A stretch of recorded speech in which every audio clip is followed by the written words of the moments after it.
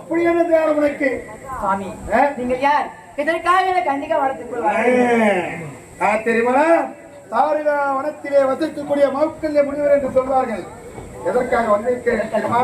தானம் பெறலாம் என ஓடோடி வந்திருக்கிறேன். சுவாமி தானம் பெறலாம் என்று வந்திருக்கீங்களா? அறுபடியும் என் தாய் தந்தை இருக்கிறார்கள். அவரிடத்தில் சென்று நீங்கள் தானம் கேட்டால் உங்களுக்கு என்ன தானம் வேண்டுமோ என் தாய் தந்தை கொடுத்திருப்பார்களே. என்னிடத்தில் தானம் கேட்டு வந்திருக்கீங்க. அறிவு சுவாமி எப்படி தெரியுமா? நீ சொன்னது போல தாய் தந்தை நானும் சென்று தானம் கேட்டு தானம் தருவதாக ஒப்புக்கொண்டார்கள். இருந்தாலும் தன்னுடைய மகள் சம்மதிக்க வேண்டுமே. ஏனென்றால் மணக்க போவது அவள் தான், வாழப்போவது அவள் தான். அதனால் தன்னுடைய மகள் சம்மதித்த தாராளமாக பெண் தருவதாக எனக்கு சொல்லிவிட்டார்கள். உன்னுடைய சம்மதம் தான் எனக்கு வேண்டும். இப்போ சுவாமி அப்படி என்றால் உங்களுக்கு என்ன தானம் வேண்டும்? என்ன தானம் வேண்டும் தெரியுமா? கன்னிகா தானம். சுவாமி உங்களுக்கு கன்னிகா தானம் வேண்டுமா? ஆமா. இதை பாருங்க, என்னுடைய நாட்டில் எத்தனையோ பணிப்பெண்கள் இருக்கின்றார்கள். அவர்களில் யாராவது ஒரு பெண்ணை பார்த்து உங்களுக்கு நான் திருமணம் செய்து வைக்கிறேன். சுவாமி பெற்றவர்கள் எப்படியோ அப்படித்தான் பிள்ளைகள் இருப்பார்கள். பணிப்பெண்களை மணப்பதற்காக வரவில்லை. எனக்கு யார் வேண்டும் தரம்? என்ன வார்த்தை சொல்லுகிறீர்கள்? நீங்கள் யார்? ஒரு காட்டில் வசிக்கக்கூடிய முனிவர். நான் யார்? ஒரு அலுவலில் வாழக்கூடிய இளவரசி. என்ன திருமணம் உங்களுக்கு ஆசையா? இதை பாருங்கள், இதே வார்த்தை வேற யாராவது பேசியிருந்தால் என் வாய்க்கு வந்தபடி பேசியிருப்பேன். ஆனால் நீங்கள் ஒரு முனிவராக இருக்கின்றீர்கள். அதனால் உங்களுக்கு என்ன வார்த்தை பேச வேண்டும் என்று நாகரிகம் தெரிந்திருக்க வேண்டும். நாட்டுக்கு இளவரசி என்றால் மட்டும் போதுமா? பெண்ணுக்கு உண்டான குணநலங்கள் வேண்டும். இப்படி எல்லாம் வாய்க்கு வந்தபடி பேசியிருப்பார்கள், ஏற்றிருப்பார்கள். ஆனால் நான் உங்களை அது போலெல்லாம் பேசவில்லை. ஒரு அழகான வாலிபனை ஒரு அழகான வாலிபனை திருமணம் செய்து கொண்டு வாழ்க்கையில் வருகிற இன்ப துன்பங்களை எல்லாம் அனுபவிப்பதுகிறேன். உங்களை போன்ற ஒரு முனிவரை திருமணம் செய்து கொண்டு வாழ்க்கை முழுவதும் உங்களுக்கே தொண்டு செய்யலாம் என்று மனதில் ஆசைப்படுகிறேன். சரி சரி சரி, என்னை மணப்பதற்கு உனக்கு சம்மதம்? மனப்பூர்வ சம்மதம். அப்படியா? அடையாள பரவல் என்று கேட்டார்கள்.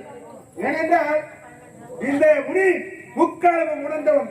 ஆகையால் ஏதாவது சூதுவாதத்தை சொல்லி அதனுடைய சம்மதத்தை பெற்று வந்து விடுவானோ என்று அவருக்கு அதனால் ஏதாவது ஒரு அடையாள பொருள் கொண்டு வர சொன்னார்கள். அப்படியா? சுவாமி என்னுடைய தாயும் தந்தையும் என்னுடைய பிறந்த நாளுக்கு போட்ட இந்த கனையாடி மோதிரம் இருக்கின்றது. இந்த மோதிரத்தை உங்களுக்கு நினைவு பரிசாக தருகிறேன்.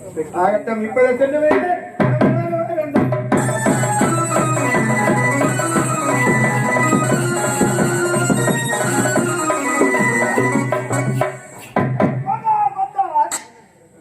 கேட்டார். ஆனால் கனையாடி ஏதாவது குற்று வாருக்கள் அடையாளம் என்று சொன்னேன். ஆனால் இன்னும் காணவில்லை.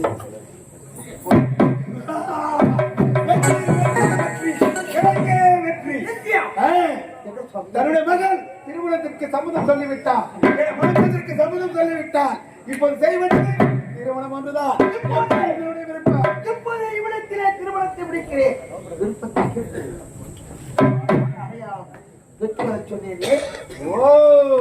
திருமணத்திற்கு சம்மதித்தால் மட்டும் போதாது, அடையாள பொருளை ஒன்று கொண்டு வந்தால் தான் என் மகள் சம்மதித்தால் என்று நீங்கள் நம்புவீர்கள். அப்படித்தானே இதை இருக்கிறது அடையாள பொருள்.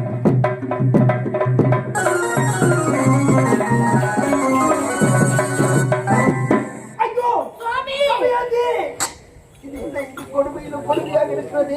மகளுக்காக பிறந்த நாளிலே சுட்டிய இந்த மோதிரம் என்று சொல்ல வேண்டிய கலைஞர் இவர் கரத்திலிருந்து இப்போது தருகிறார். என் மகள் சம்மதத்தோடு தான் கொடுத்தாரா சுவாமி? உங்களுடைய மகள் சம்மதத்தோடு தான் கொடுத்திருக்கிறார்.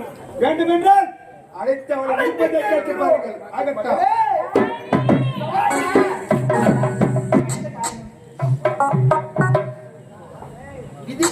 தன்னையும் காண வேந்தரம் அறிய மாட்டார் என்பதை விதி எவழியோ அவழி செல்வதுதான் மனித தர்மம் என்று சொல்வார்கள்.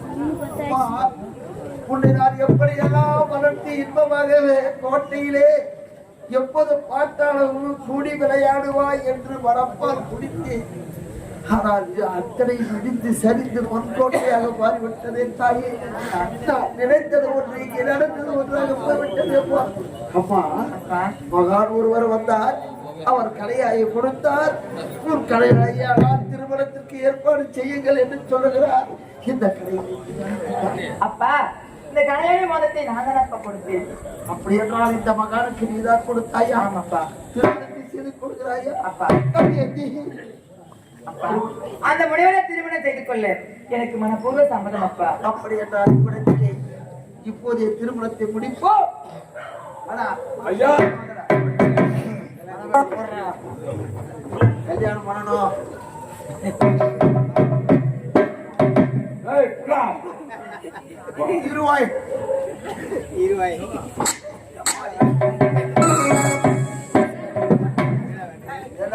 எஜமா ஒரு குச்சி ஏய் மனமேலே என்று சொன்னால் ஏண்டா நீர் எஜமா பாப்பாட்டா ஏய் மாமன்ற ஒரு பாப்பாட்ட கிடைக்கல மீன் பிடிக்கணும் கரும்பு வெட்டணும் அதான் சேத்திரம்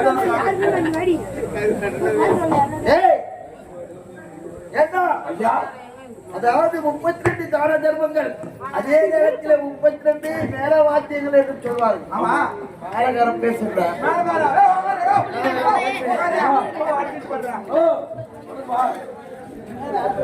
வணக்கம்பா ஆமா மேல வாசிக்கணும் எவ்வளவு கேக்குறேன் ஏய் குரலாக எவ்வளவு கேக்குறேன் ஐயோ ஐயோ ஐயோ ஐயோ ஐயோ எவன் அப்பா முட்டு தாலி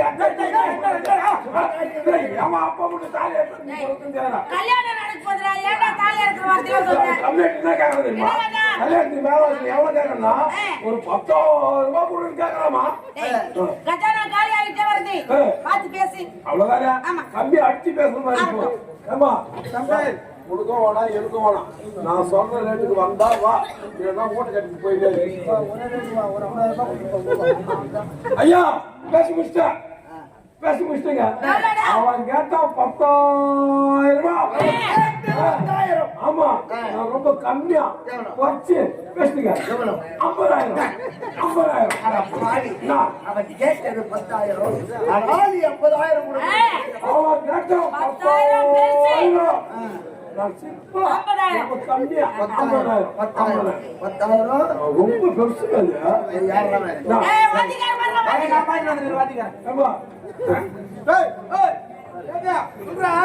ஒரு காரியத்துக்கு ஒரு வாசிக்கணும் இந்த கல்யாணத்துக்கு நீ வரவே தேவையில்லை வரவளா தாலி எடுக்கணும் தாலி காரணம் 16 அன்னைக்கு நான் வேற இடத்துல ஒத்துக்கிட்டேன். எங்க இந்த சமுதாயில சரவணன் பையன் கூத்தாடி இருந்தான். பக்கு பையன் ஏதோ லவ் பையன் என்ன தெரியல. ஆனா அந்த எக்ஸாம் இன்ட்ரி குடிச்சு சாவ போறானா. முதல்ல அட்வான்ஸ் கொடுத்தா எனக்கு. அப்படியா வரது இல்ல. என்ன வந்தாருங்க என்ன விசேஷம்? ஏங்க சுபகாரியத்துக்கு வாசிக்கணும் பணம் எவ்வளவு கேக்குறேன் பணம் எவ்வளவு கேக்குறேன் எவ்வளவு கேக்குறீங்க? முக்காத்தலை சேர்ந்து வந்து ஒருத்தர் கொடுப்போம். பணம் எவ்வளவு கேக்குறா அப்படி கேக்குறா விளக்கமா?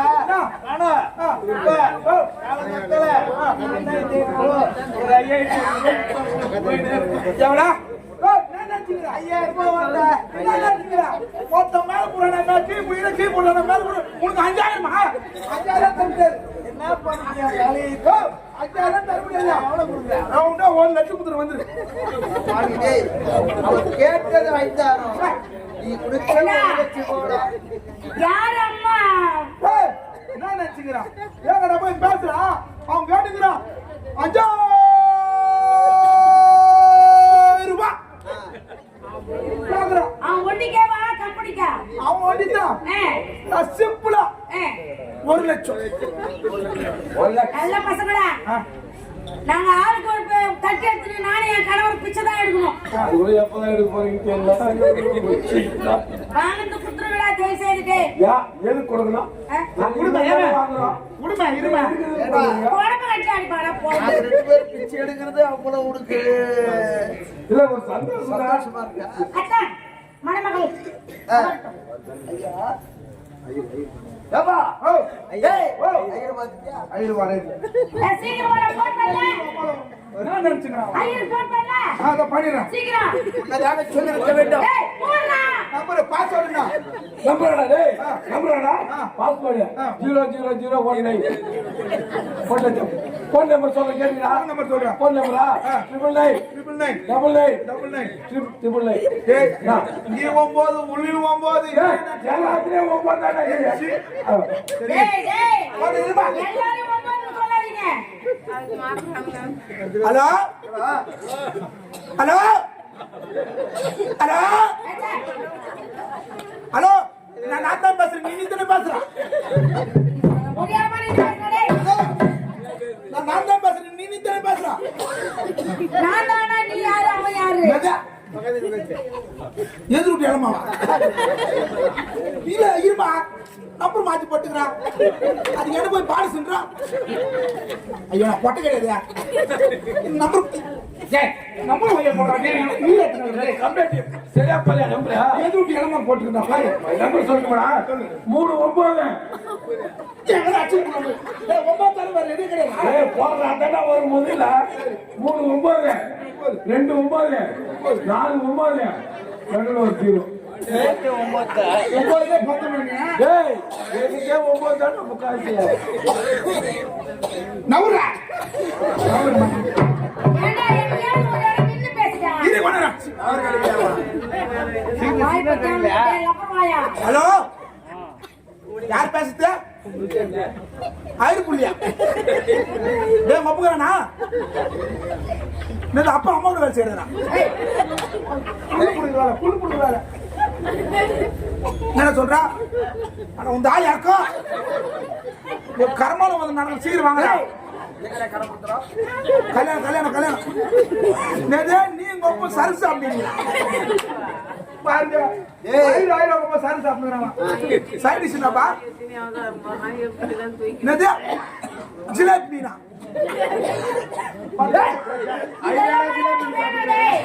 அதெல்லாம் விட்டுறா சீர் வாடா நீங்க எது மாய் பயல்றா அங்க சரியான காத்து மழையா எப்படின்னா ஒரு ஓரமா வந்துருங்கடா மாங்காய் மரம் ஓரம் நின்னுங்கிறீங்களா என்ன சொல்ற மாங்காய் அசுந்து இலை அசுந்து இலை 1300 ஐயர் சேர்த்து கொடுடா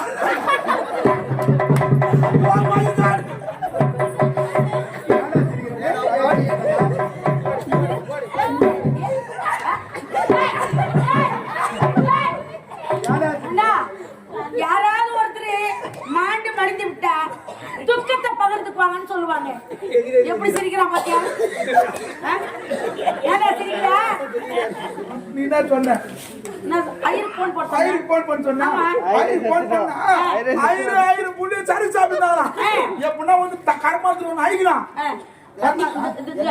உங்களா கர்மா அவரை நினைக்காதீங்க கல்யாணத்துக்கு ஒன்று வாங்கடான்னு மாதிரியா சரி சாப்பிட்டு ஓரம் வந்து காத்து சரியான காத்து மணியா அந்த மாங்காய் மரம் ஓரம் வந்து நாங்க பேரு அந்த மாங்காய் இலை காத்து வச்சு அந்த இலை வந்து அழுத்து தரமா வந்து இலை விழுந்து ஐயர் செத்துறாராம்.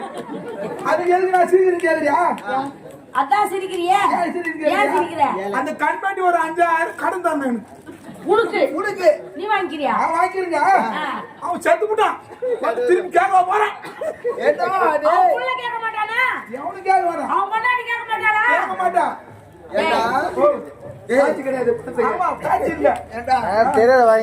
கம்பெனி முதலாளி உனக்கு 5 லட்சம் கொடுத்துக்கிறாரு உன்னை நம்பி எப்படிறா 7 கோடி வந்துட்டு மாட்டான் கோயிந்தா நான் கேட்டேன் கடை முத்தெல்லாம் செத்து போடணும் கடை வாங்கணும் குபேரமா வாங்கணும் நீ ஏன்டா பொண்டாட்டின்னு வந்துக்கிற?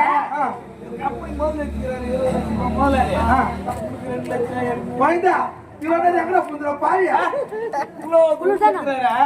அவர் போய் சேர்ந்தாரு நம்ம மொத்த பேர் எவ்வளவு சந்தோஷப்படுவோம். அதே சேர்த்து பண்ணலாம் மாமா தாய் அத்து பண்ணு வேலைக்கார பேசுறீங்களே அந்த மேலக்கார் எப்படி வாசிப்பாங்க? ஆமா சிறப்பா இருக்கணும். அடி பேர் மாட்டல அடி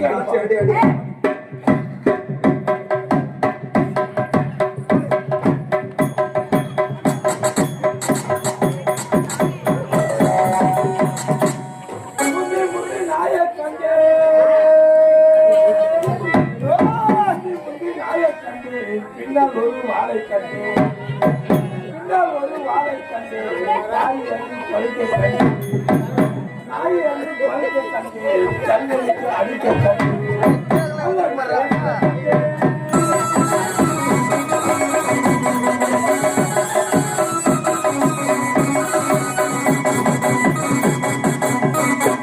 செஞ்சில கொடுத்தாண்ணா என்ன செஞ்சில கொடுத்தாண்ணா என்ன சனியாக்கி விட்டாண்ணா என்ன சனியாக்கி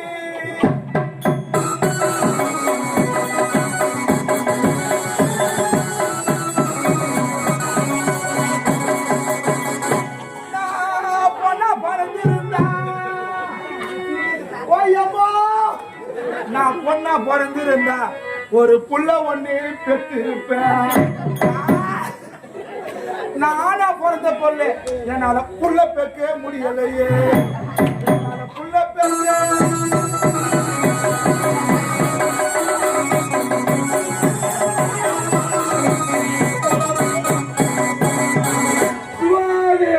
இன்னும் யாருடைய பெயரை சொல்ல வேண்டும் என்றால் இன்னும் யாருடைய பெயரை சொல்ல வேண்டும் என்றால் இதோ மன்னராக அவர்களுக்கு ரவி ஐயா அவர்கள் சேர்த்து சிவலோக பதவி அடைந்ததால்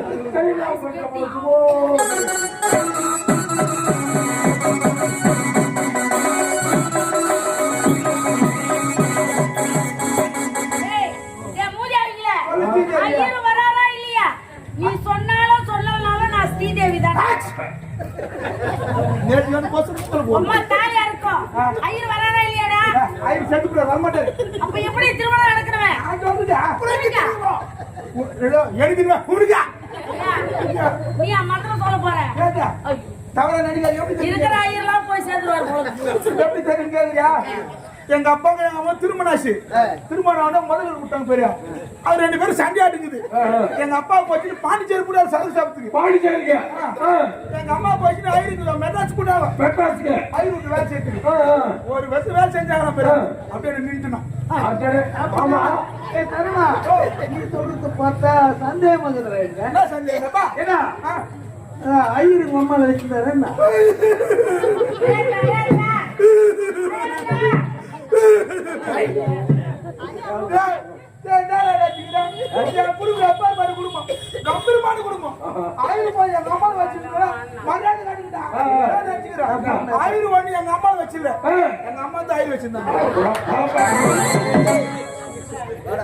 ஐயர் மந்திரம் உனக்கு தெரியுமா? எனக்கு தெரியும்.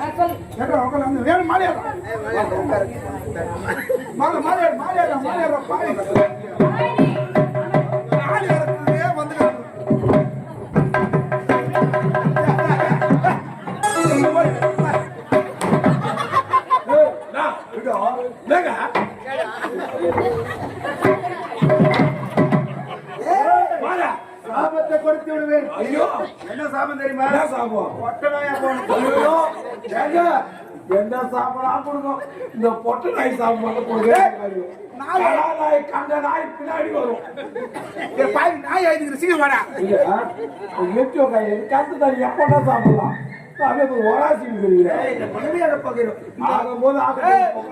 இரும்பு தொடர்ந்து காந்தி இழுக்குதுடா இழுக்குது. நான் சொல்லிடுறேன் கம்மியா பேச முடிச்சிடறேன் கம்மி. அம்மா தாய் இறக்கும் ஆரம்பிச்சிடலாமா? ஆரம்பி சாப்பிட்டு கூட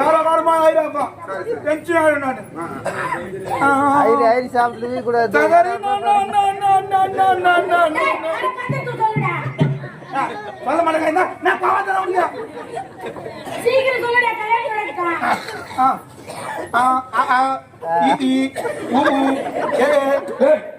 நான் ஸ்கூல்ல போய் படிச்சுக்கணும். மந்திரம் சொன்னா ஆயின்னு சொல்லுங்க.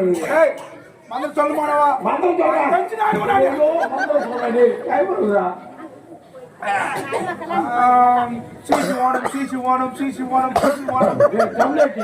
இன்னைக்கு ஒரு நாள் சீசி போகன்னு கேட்கறியா? நேற்று போட்டாங்க எவ்வளவு சாப்பிட்டா? என்ன வாங்க மட்டும் இல்ல ஏடா இங்க போட்டுங்கிறா? வாங்க கொண்டு இல்லாத காரணத்துல இந்த குண்டத்திலே போட்டுக்கொண்டு ஆரம்பிச்சலாமா? சசி வரணுமா? பின்னால கோமதி வரணுமா? பின்னால கீதா வரணுமா? இவங்க எல்லாம் வரணுன்ற நேரா போற வீட்டுக்கு போறேன். சகிலா வரணுமா? ராஜாடி வரணுமா?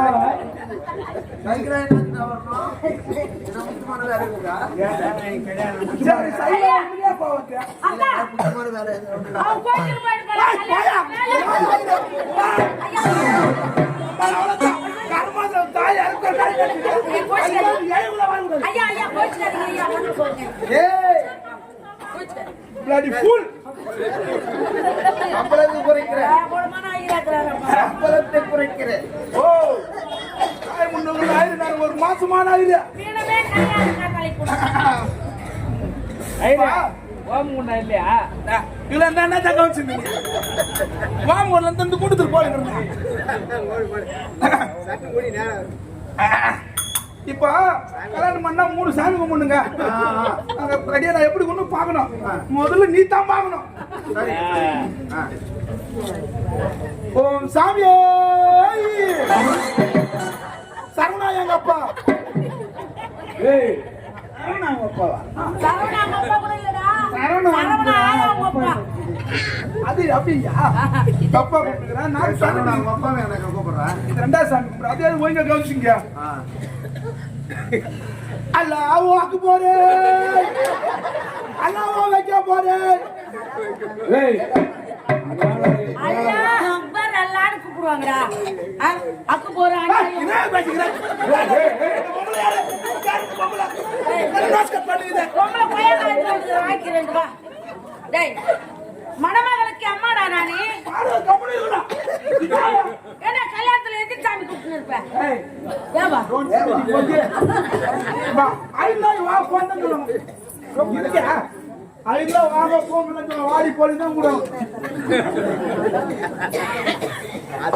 இப்ப 3வது சாமி கும்பிட்டுனோம். இயேசு கிறிஸ்து நாமத்தினாலே ஜெபிக்கிறோம் ஆண்டவரே. சோறு துண்ணும் கோயம்புத்தூர்ல அலேங்கோயா அல்லேலூயா. அதாவது ஒழுங்கா சொல்லியாடா. தெரிஞ்சு சொல்லுவேன். நிறைய சொல்லி நான் எடுத்துக்கிறா போனடா ஏங்க செட்டு போயாடா. ஏங்க அவன் மந்திரமே தேவல கொடுங்க மாரியா.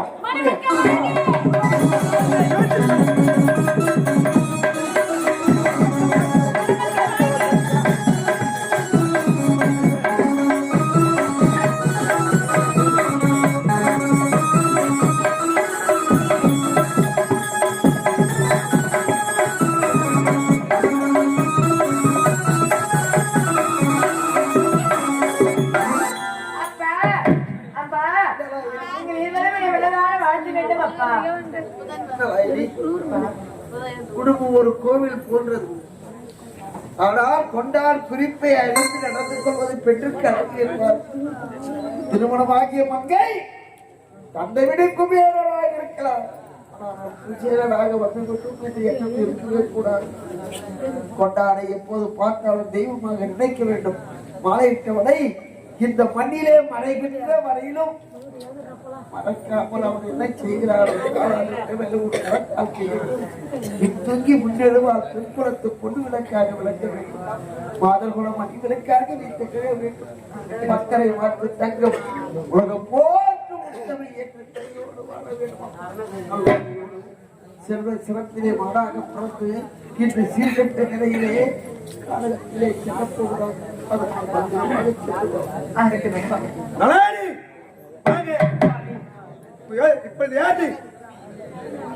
உன்னுடைய மனைவி சுவாமி. என்னுடைய மனைவி யாரிடத்தில் பேசிக் கொண்டிருக்கிறாய்? தாய் தந்தை இருக்கிறார் ஆளா தெரிஞ்ச அவனுக்கு சுவாமி. தாய் தந்தையிடத்தில் பேசிவிட்டு வந்து விடுவீர் சுவாமி. அப்படியா? வாங்க சொல்லுங்க சுவாமி. இப்போ நான் எப்படி இருக்கிறேன்? இப்போது நீங்கள் முனிவராக இருக்கின்றீர்கள் சுவாமி. இது மட்டும் தான் தெரியுது அவனுக்கு. நீ எப்படி இருக்க, நான் எப்படி இருக்கிறேன்? பட்டாடை பகட்டு எல்லாம் அணிந்து கொண்டிருக்கிறாய். நான் காவி உடை அணிந்து மறை உரை தரித்து முற்றம் துறந்து ஒரு காட்டிலே வசித்துக் கொண்டிருக்கிறேன். நீயா இளவரசியாக பிறந்தவன். இந்த பட்டாடை பகட்டுக்கெல்லாம் ஆசைப்பட்டு அங்கேயே இருந்து விடக்கூடாது. எப்படி வர வேண்டும் தெரியுமா? எப்படி வர வேண்டும் சுவாமி? பட்டாடை பகட்டு ஆடை அவர்கள் அனைத்து வெறுத்து இதே ஒன்று மறுமுறை தரித்து வருவதாக இருந்தால் வா. அதோ அந்த தெருக்கோளில் காத்துக் கொண்டிருப்பேன். உன் தாய் தந்தை சீக்கிரமாக வேறுபட்டு வர வேண்டும். புரிகிறதா?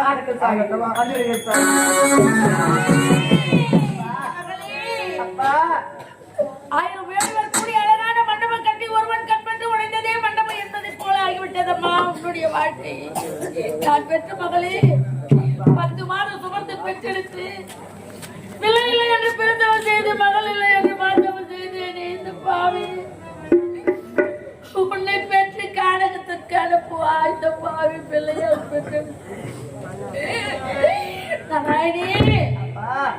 பட்டக்காலை படம் கேட்கக்கூடிய அது என் வாழ்க்கையில் காலம் முழுது கண்ணிலால் வாழ வேண்டும் என்று என்னுடைய எழுதினால் என்னுடைய எட்டில் அதை காட்டி என்று யாரால் முடிய உன்னை சீமை முடித்து சிங்காரத்து ஜோதிடத்தில் போட்டு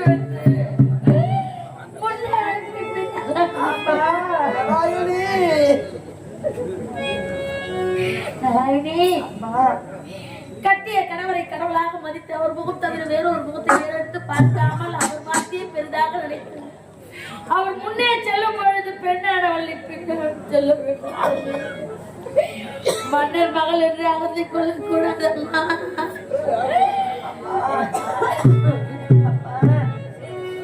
தொட்டு தாலி கட்டியவன் முட்டாளா இருந்தாலும் கட்டிப்பட்டு வாழணுமே கண்ணியம்மா வாழணுமே.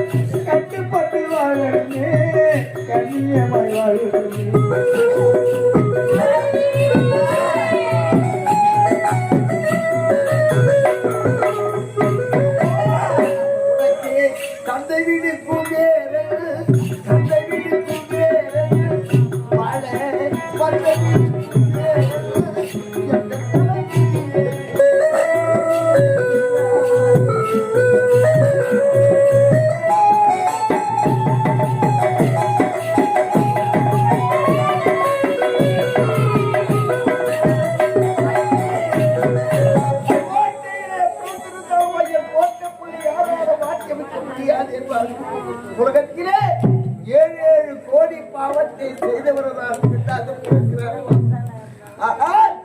அரசு குடும்பத்திலே பிறந்தோம் என்று ஆணவம் மனதில் எப்பொழுது உருவாகும் கூடாது. கணவரே தெய்வம் என்று நினைக்க வேண்டும்.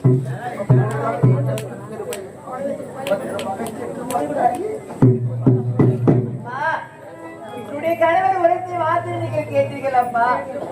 இதோடு வர வேண்டும் என்றால் வீடு வாசல் கோட கோபுரம் மாட மாளிகை மரியாதையோட வாழ்ந்து பெற்றெடுத்து நீராட்டி தாளாட்டி இப்படித்தான் வாழ வேண்டும் என்று விதிமுறையோடு வளர்ந்து போதியே இப்போது நீ காரணம் செல்ல போகிறாய் அம்மா.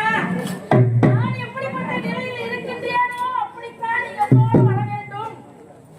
இந்த ஆபரணங்கள் எதுவும் கொண்டு வரக்கூடாது என்று சொல்லிவிட்டு சென்று விட்டார் மகன். அதை போல தாண்டி செல்ல வேண்டும். அதை போல நான் செல்ல வேண்டும் என்றால் இப்போது நான் தாடி ஆவி அணிந்து கொண்டு தான் போக வேண்டும். காவி உடை அணிந்து கொண்டு தான் செல்ல வேண்டும். அம்மா அது மட்டும் கிடையாதப்பா. ஒரு பெண்ணானவர் பிறந்து வளர்ந்து வாலிபம் அடைவது அவள் திருமணம் செய்து கொண்டு பிறந்த வீட்டை விட்டு புகுந்த வீட்டுக்கு சென்று வாழ்ந்து கொண்டு வருகின்ற வேலையிலே அவள் இறந்து விட்டார். அந்த இறந்த பிணரை வாதப்படியில் வைத்து எல்லா பெண்களும் சேர்த்து கூடி அழுது கொண்டிருப்பார்கள் அம்மா. அப்படி அழுது கொண்டு இருக்கின்ற வேலையிலே அந்த கூட்டத்தில் ஒரு பெண்ணானவள் எழுப்பி கேட்பாளாம், இதோ அது சாய்ந்து விட்டதே, ஏன் இன்னும் இந்த பிணத்தை எடுத்து தகனம் செய்யவில்லை என்று. அதுக்கு அந்த கூட்டத்தில் இருந்து மற்றொரு பெண்ணானவர் சொல்லுவாளாம்மா, அந்த பெண்ணுக்கு இன்னும் தாய் வீட்டு கோடி வரவில்லை, அதனால்தான் இன்னும் அந்த பிணத்தை எடுக்கவில்லை என்று சொல்வார். அப்படி என்றால் பிறந்த அண்ணனும் கிடையாது, என் கூட பிறந்த தம்பியும் கிடையாது அம்மா. எனக்கென இருப்பது நீங்கள் இருவர்கள் அம்மா. நான் செல்வதோ கானகம். நான் கானகத்தின் வழியாக செல்லும் பொழுது ஏதாவது ஆபத்து நேர்ந்து விடலாம் அம்மா. இந்த கானகத்தில் இருந்து விடலாம். நான் இருந்த செய்தி உங்களுக்கு தெரியலாம், இல்லை போய்விடலாம்.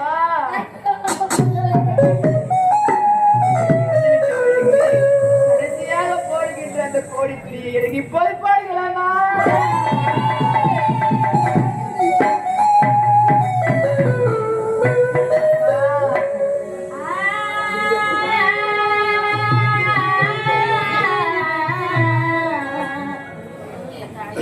அம்மா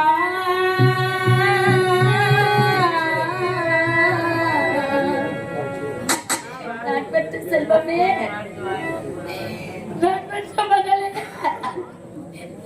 இந்த பாவிக்கு வந்த நிலைமை எந்த பெண்களுக்கு வரக்கூடாது அம்மா.